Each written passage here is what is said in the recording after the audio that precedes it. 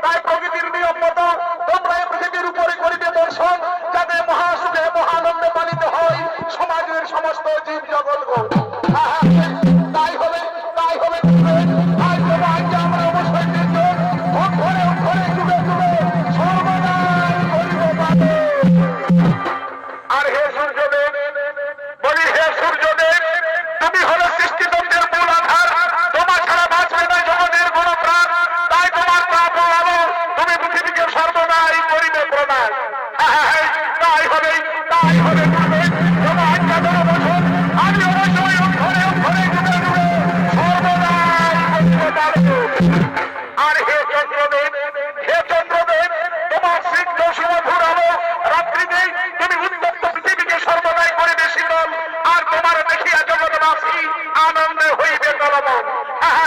তাই হবে, তাই হবে।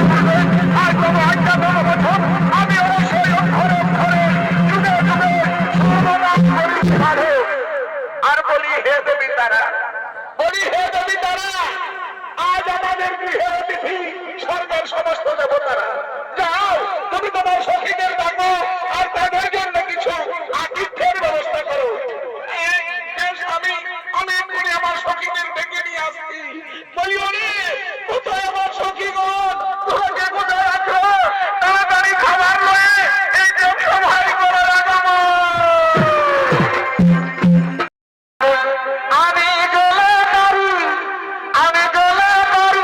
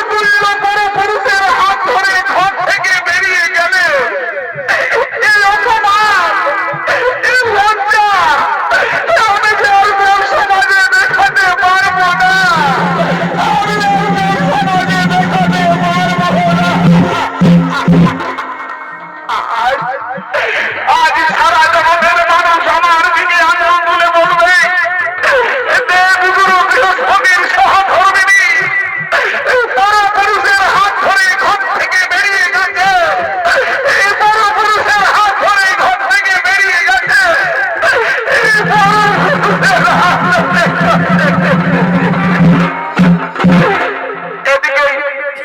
এদিকে চন্দ্রদেব তারা দেবী, তারা একে অপরের রূপে মোহিত হয়ে, তারা কামড়ে জর্জরিত হয়ে আজ নির্জন কারণে করেছে না গো। এই জীবন তোমাকে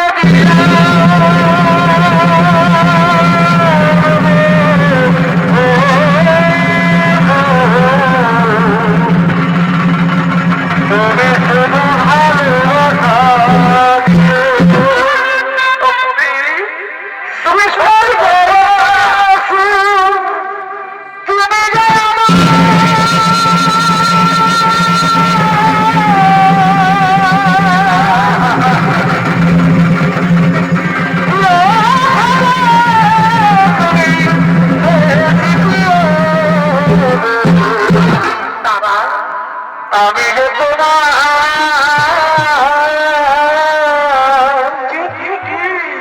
সুখের ভালোবেসেছি, আমি যে তোমার সুখের ভালোবেসেছি।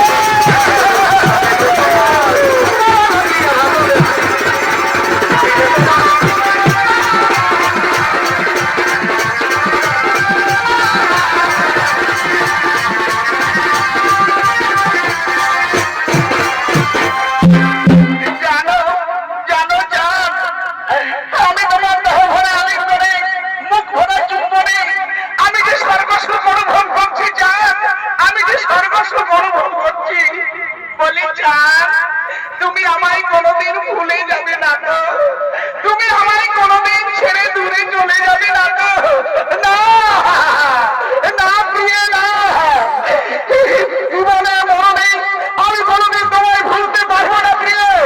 আর সারা পৃথিবী যদি একদিকে হয়ে যায় তবু তোমার আমার প্রেম কেউ কোনোদিন ছাড়াতে পারবে না। আমি সারা জীবন তোমার দুই বাহু এইভাবে ধরে রাখবো আর আদর করে বলবো, কি বলবে পেট্রোলের কলসি রে তোরে লয়ে যাব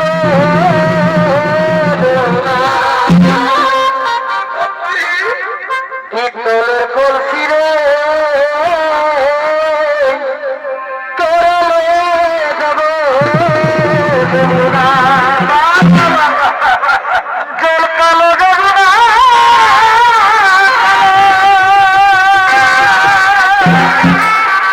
তাই তো তোরে বাসি ভালো, জল কালো যমুনা কালো তাই তো তোরে বাসি ভালো, জলের ছায়ায় যমুনা দেখায় পেট্রোলের কলসি রে তোরে লয়ে যাব যমুনা।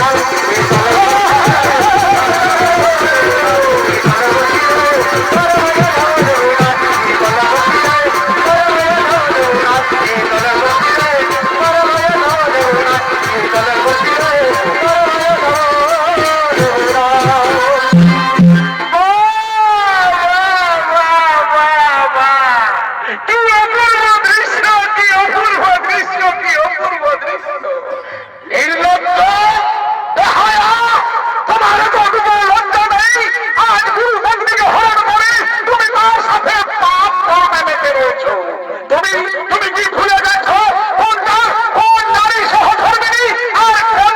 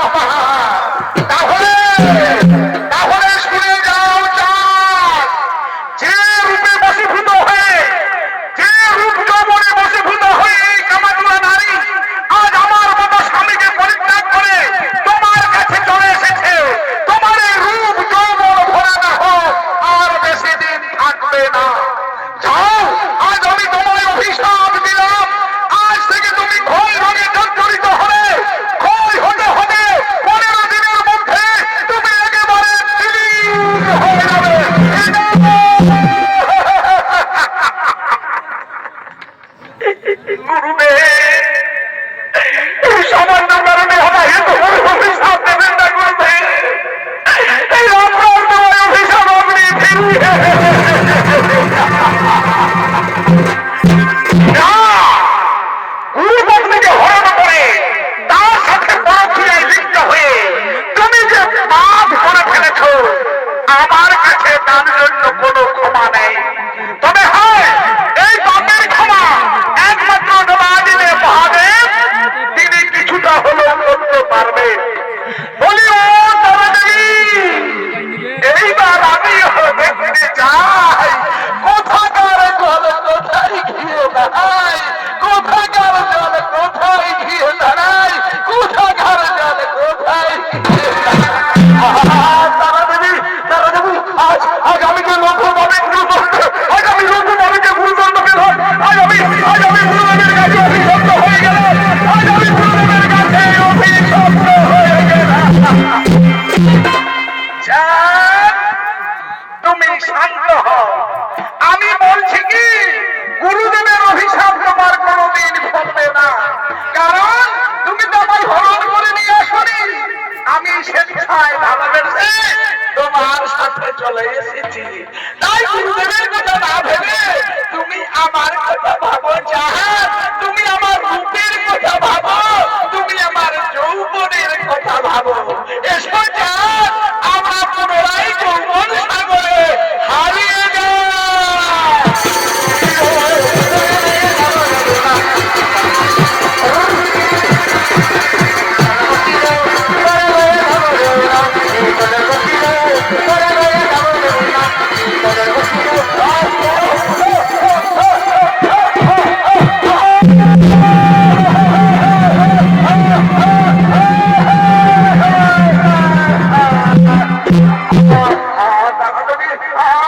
আমি তোমার দাঁড়িয়ে থাকতে পারছি না, আমার হাত পা ঝিমঝিম করছে, আমার মাথাটা কেমন টনমন করছে। তবে কি গুরুদেবের অভিশাপ আমার ফেলতে শুরু করেছে? বলবেন তো আমি যে মহাপাপী, আমি মহাপাপ করেছি। আজ আমার সমস্ত শক্তি কেন হারিয়ে যাচ্ছে। এসো এসো তারাদেবী, তুমি আমায় একটু শক্ত করে ধরো। তারাদেবী, তুমি আমায় একটু শক্ত করে ধরো। না না চাঁদ না, আমি আর তোমায় কিছুতেই স্পর্শ করব না, কারণ তোমার যে আমি এত কম পাপী নই। তোমার মতো আজ আমি পাপী।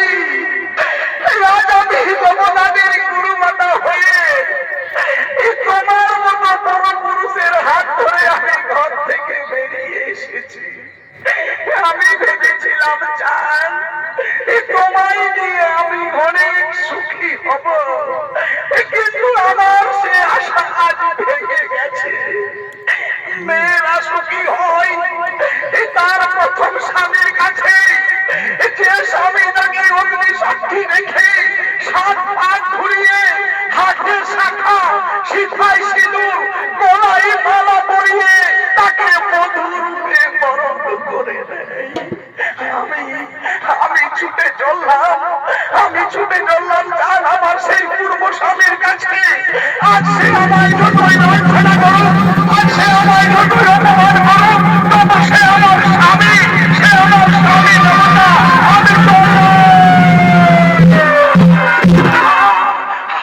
আমি তুমি আমায় পরিত্যাগ করে জীবনের মতো চলে গেলে। জানেই তো আমি যে আজ মহাপাপী। আজ আমার কাছে কেউ নেই, আমার ভাই নেই, বন্ধু নেই, সমাজ নেই। আজ আমার দেহ হলো কি, শক্তি হয়েছে আমার আয়ু মাত্র আর 15টা দিন। শুধু দর্শন মন্ডলী, এদিকে চন্দ্রদেব দেবগুরু বৃহস্পতির অভিশাপে ভয় রোগে জর্জরিত হয়ে সেই পুষ্প কাননের মধ্যে পড়ে রইল।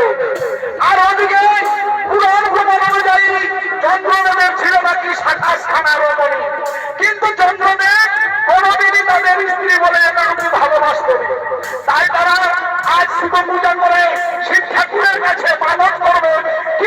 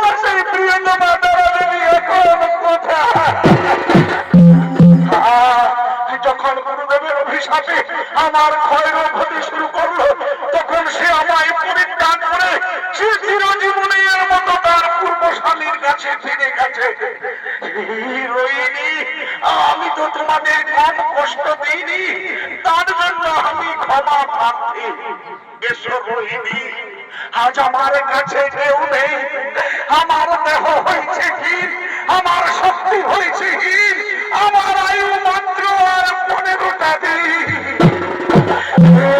15টা দিন অন্তত তুমি আমার পাশে থেকো রোহিণী, অন্তত তুমি আমার পাশে থেকো। আমি 15 দিনের মধ্যে শেষ হয়ে যাবো।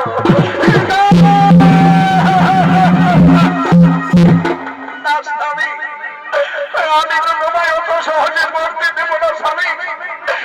সত্যি যদি আমি সত্যি নারী হয়ে থাকি, সত্যি যদি আমার স্বামীর প্রতি ভক্তি থাকে, যদি আমি প্রতিদিন শ্রদ্ধা ভরে দেবাদেবী মহাদেবের চরণে পুষ্প নিবেদন করে থাকি, তাহলে হে দেবাদেবী মহাদেব আপনি কোথায় আছেন? এই আমার স্বামীকে রক্ষা করুন ঠাকুর, আমার এই শাখা সিঁদুরকে রক্ষা করুন, আমার স্বামীকে আপনি সুস্থ করে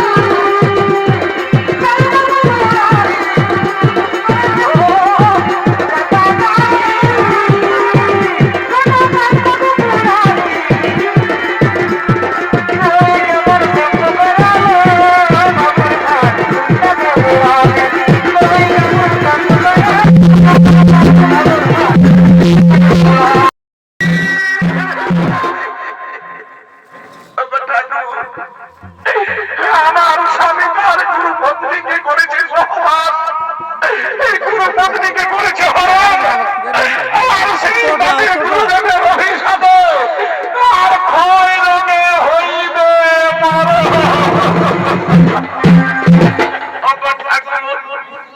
আমার স্বামীর অভিশাপ পূর্ণ হতে আর মাত্র একটা দিন বাকি আছে, আপনি রক্ষা করে থাকুন। আমার স্বামী দেবতাকে আপনি রক্ষা করুন, আমার শাখা সিঁদুরকে রোহিণী, তুমি শান্ত হও। রোহিণী, তুমি শান্ত হও।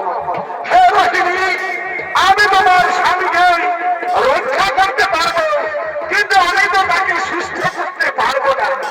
তুমি এক কাজ করো রোহিণী, তোমার যে তোমার স্বামীকে তুমি আমার জোটা ভরা মস্তকে ব্যবস্থা করো। তুমি তাই হোকে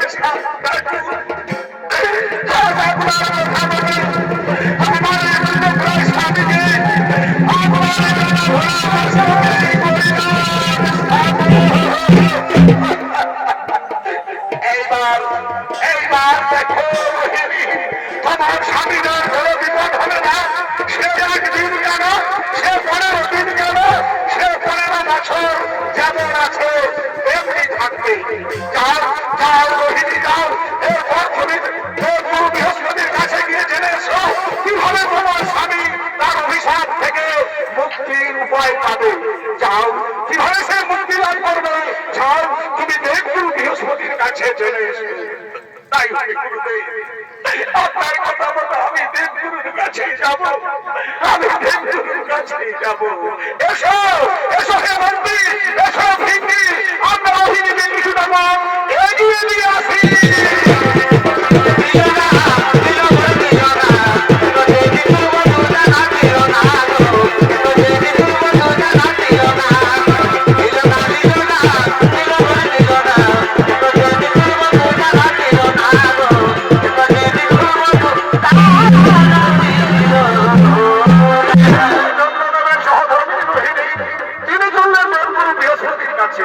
আর ওদিকে দেবগুরু বৃহস্পতি আজ মহা দুঃখে দুঃখিত হয়ে তিনি শিব পূজা করার লাগি তার গৃহ মন্দিরই করেছেন আগমন।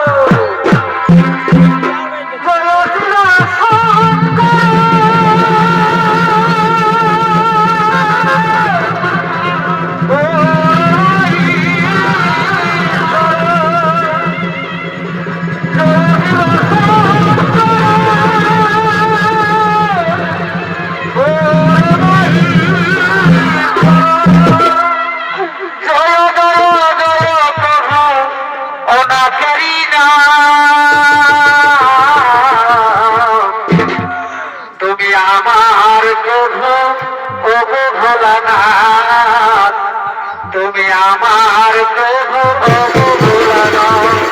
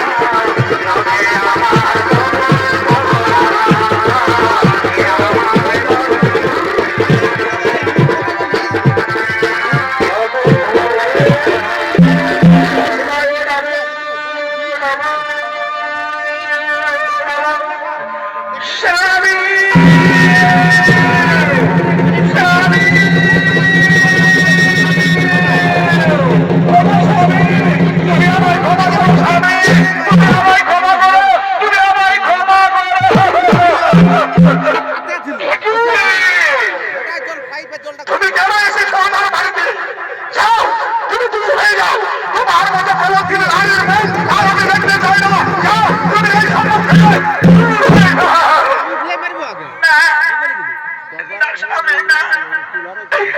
তুমি যে আমার অগ্নিশ্বাস কি করো স্বামী, তুমি যে আমার স্বামী দেবতা, তাই আজ আমার সমস্ত পাপের প্রায়শ্চিত্ত করার জন্য আজ আমি তোমার চরণ তলে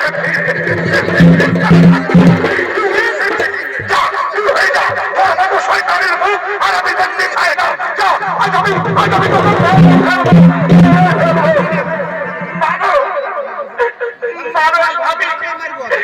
তুমি আমার যত বড় মানো তবু আমার ক্ষমা করে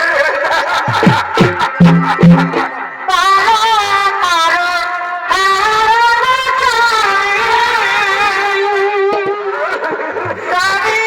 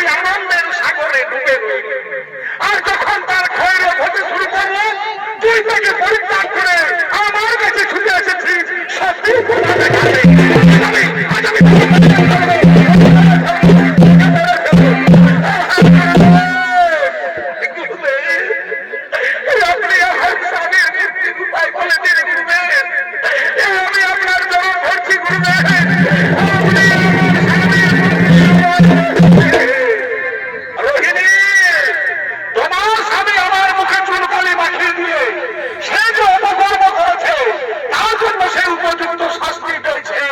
তুমি ফিরে যাও।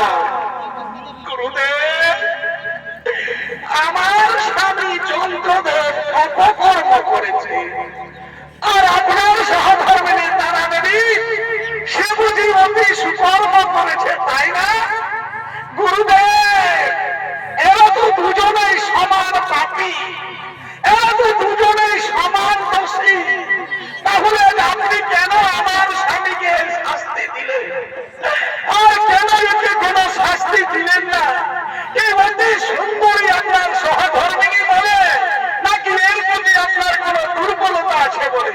জবাব দিন, নইলে জানিয়ে দেবো আপনাকে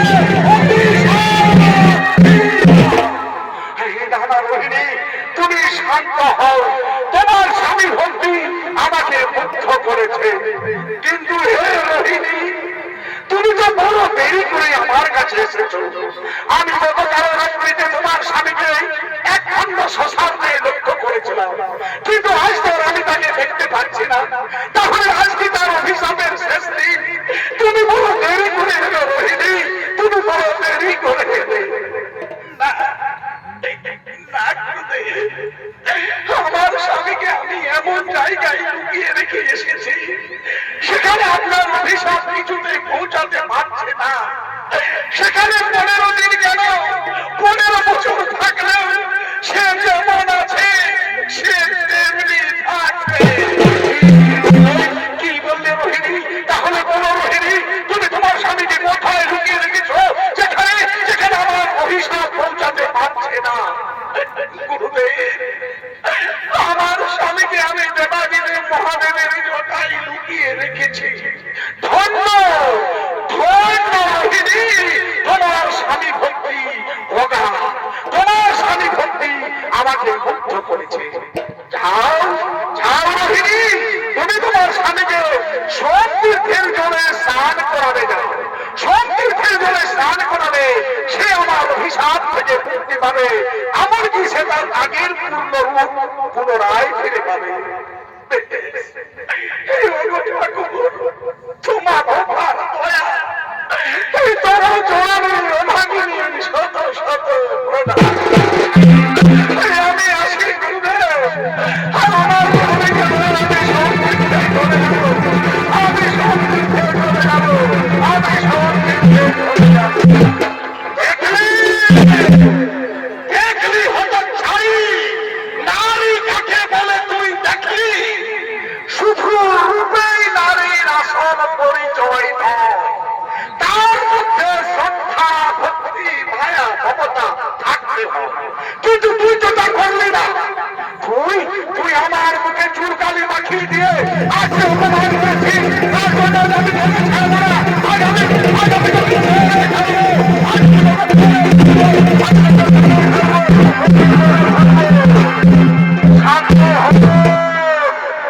শান্ত হন গুরুদেব, আপনি শান্ত হন।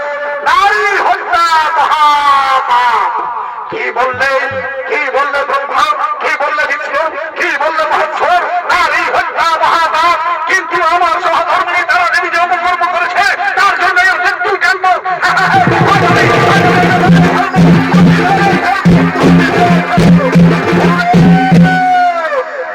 শান্ত হন গুরুদেব, আপনি শান্ত হন।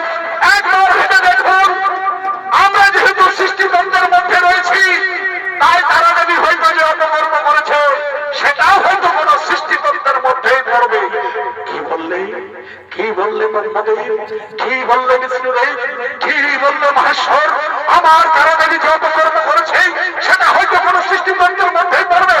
কিন্তু কিন্তু তারা দেবী যে চন্দ্রদেবের সাথে পালিয়ে গিয়েছিল, এটা তো অতি সত্য ঘটনা, এটা তো অতি সত্য ঘটনা। মিথ্যা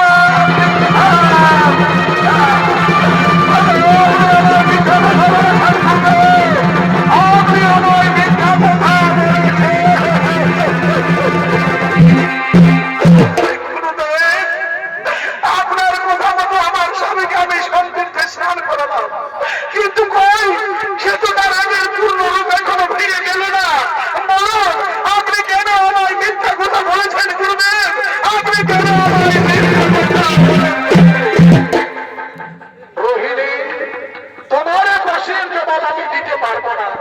তুমি ব্রহ্মদেবের কাছে যাও, হয়তো ব্রহ্মদেবই তোমার প্রশ্নের উত্তর দিতে পারবো।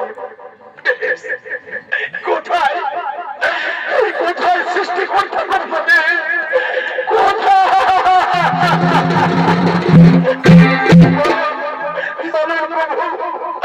আমি সমুদ্রের জলে স্নান করা ধরবো, আমার স্বামী কেন অভিশাপ থেকে মুক্তি পেল না?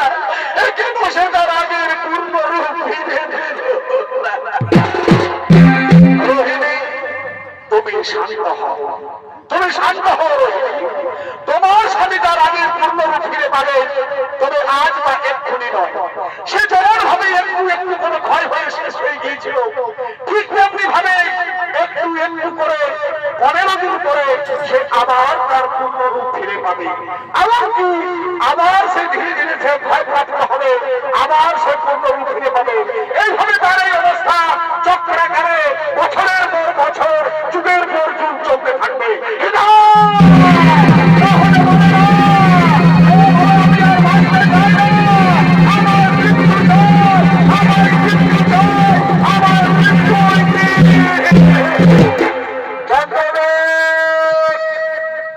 তুমি শান্ত হও চন্দ্রদেব, এ তো তোমার অভিশাপ নয়, এ হলো নিয়তির খেলা। আজ তোমাকে দিয়ে সৃষ্টি হবে নতুন নতুন সৃষ্টি তত্ত্ব। তুমি আজ মনে শোনো সেই কথাগুলো। হ্যাঁ চন্দ্রদেব, তুমি আজ মনে শোনো সেই কথা। আজ থেকে যেদিন যেদিন তোমার সহধর্মিনী রোহিণী তোমাকে দেবাদিদেব মহাদেবের কথায় লুকিয়ে রেখেছিল, সেদিন সেদিন সারা জগৎ কেউ তোমায় দেখতে পেল না, ঘোর ঋষি অন্ধকারে থেকে রইল। সেদিন এক নতুন পৃথিবীর সৃষ্টি হলো, যার নাম হলো অমাবস্যা। তারপর সব ধরে স্নান করাবার পর তুমি ধীরে ধীরে সুস্থ হবে হবে। যেদিন তুমি তোমার আগের পূর্ণরূপ ফিরে পাবে, সেদিন আরো পৃথিবীর সৃষ্টি হবে, যার নাম হবে এইভাবে পূর্ণিমা থেকে অমাবস্যা, অমাবস্যা থেকে পূর্ণিমা, এই 14টা দিন হবে এক একটা তিথি, যার নাম হবে চতুর্দশ। আর অমাবস্যা পূর্ণিমা চতুর্দশ তিথি থেকে শুরু হবে দিন, ক্ষণ, মাস, বছর, পাঁজি ও পুঁথি। আর সরদি আমার এই 15 তিথির মধ্যে পূজিত হবে স্বর্গের সমস্ত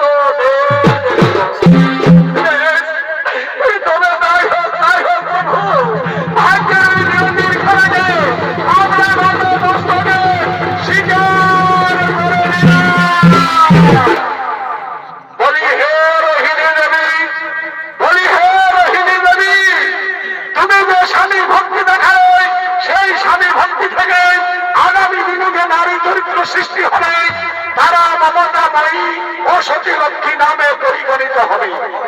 আর হে যদি তারা তোমার এই স্বামী সঙ্গ পরিত্যাগ করে থাকে, আগামী দিনে যে নারী চরিত্র সৃষ্টি হবে, তারা কলঙ্কিনী ও বেশ্যা নামে পরিচিত হবে। তাই হবে গুরুদেব, ভাগ্যে নিয়তির লিখনকে আমরা নত মস্তকে স্বীকার করে নেব। আজ থেকে জগতের মানুষ অমাবস্যা পূর্ণিমা ও চতুর্দশ তিথিকে সঙ্গে করে কাটাবে তাদের সারাটা জীবন। তারা যুগে